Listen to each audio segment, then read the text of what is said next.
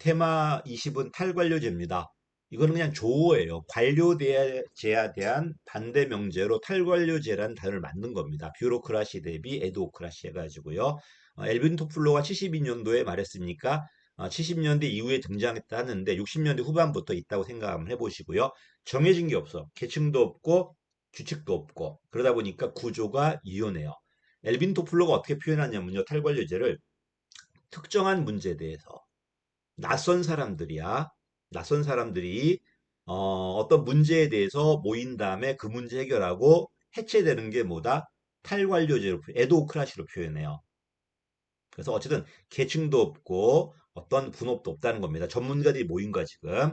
자, 이러니까 환경 변화에 대해 신속하게 대처하고요. 특히 탈관료제는 환경에 대한 대응뿐만 아니라 인간 가치까지 들어와요. 50년대 말부터 후기 인간 관계론이 들어오면서 관료제는 오늘 구조 생산성밖에 없잖아. 환경에 대한 적응이 안 되고 인간 가치를 반영 못 했잖아, 지금. 요 두 가지가 들어옵니다. 그래서 탈관료제 나왔을 때는 환경에 대한 대응성과 인간 가치의 강조예요. 얘가 등장한 이유가 뭘까요? 일명 다양성의 시대야. 미리 정할 수 없는 불확실성의 시대, 자꾸 변해버리는 유동성의 시대예요. 업무가 복잡하고 분업이 안 되는 상호 의존성이 증대돼요. 그리고 인간 가치를 강조하는 인본주의 성향이 등장합니다. 그러니까 환경이 유동적이고 인간 가치가 등장해요. 그리고 이제는 가난의 시대가 아니라 풍요의 시대야. 하나 물건을 왕창 찍어내는 거라면 기계구조 관료제가 맞겠지만 고객이 원하는 걸 들어줄 때는 그때는 관료제가 틀렸겠죠. 일명 다품종, 소품종 대량이 아니라 다품종 소량의 시대 또는 공급자 중심이 아니라 수요자 중심의 시대로 바뀌어서 그래요. 이런 것들 한마디로 좀 다양성의 시대라고 그러는데 이런 수요자 중심의 바뀌다 보니까 이런 탈관료제가 등장할 수밖에 없다는 겁니다. 특징이야. 집단 과제야. 왜? 일을 나눌 수가 없어요. 어떤 문제가 있는지를 모르는데 어떻게 미리 나눠요? 이러니까 팀으로 구성돼 있다가 팀이 그 문제에 대응하는 거야. 그래서 개별적인 게 아니라 집단적이다. 또 미리 구조가 정해져 있는 게 아니라 문제에 따라 구조를 형성하게 만들어요. 구조 배열이 잠정적이다. 이러니까 분업이나 계층이 없잖아, 지금. 이러니까 내가 누구한테나 원활하게 의사 전달할 수 있을까 없을까? 채널이 분화되었다는 것은 의사 전달을 활발하게 할 수 있다는 소리야. 활발한 의사 전달, 의사 전달의 환류가 원하다는 소리예요. 원활하다. 또 이거는 어떤 게 필요한지 모르기 때문에 미리 문서로 기술을 정할 수가 없어요. 일상 기술이 아니라 비일상, 일명 체화된 인간의 전문성이야. 세퍼레이션이 아니라 프로페션이에요. 이러니까 윗사람이 정하는 게 아니라 이 문제를 맞닥뜨리는 실무자가 결정해야 되겠죠. 분권화야. 계층 구조가 줄 거니까 고층 구조가 아니라 저층 구조가 만들어질 거고요.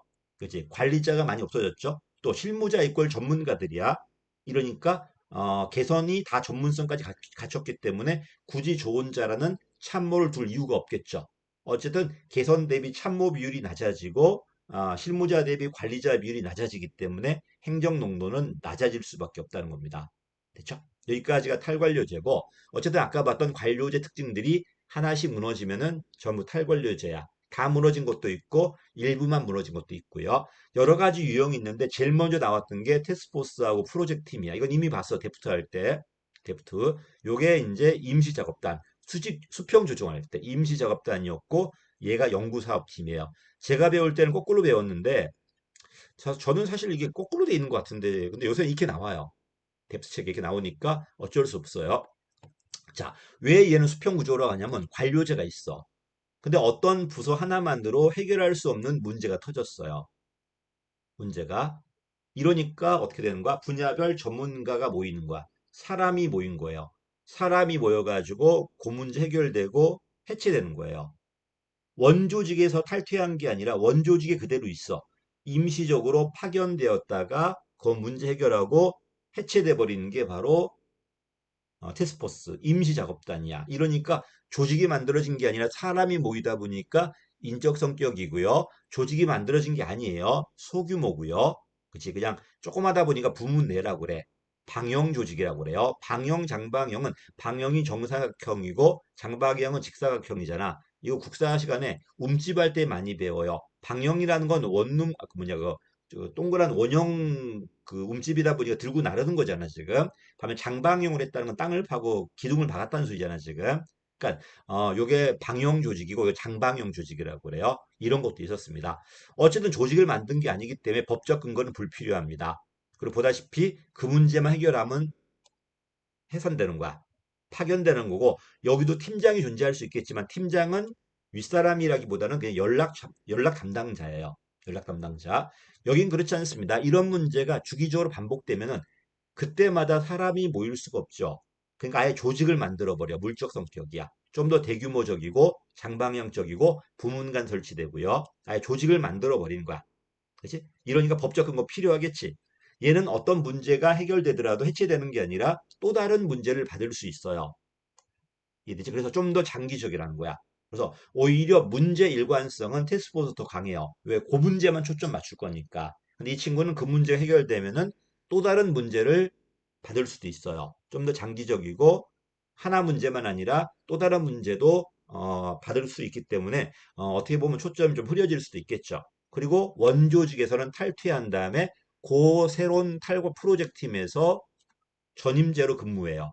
됐죠? 여기서 탈퇴라는 건 원조직에서 탈퇴된 거야. 얘는 원조직에 그대로 있고 임시 파견일 뿐이에요.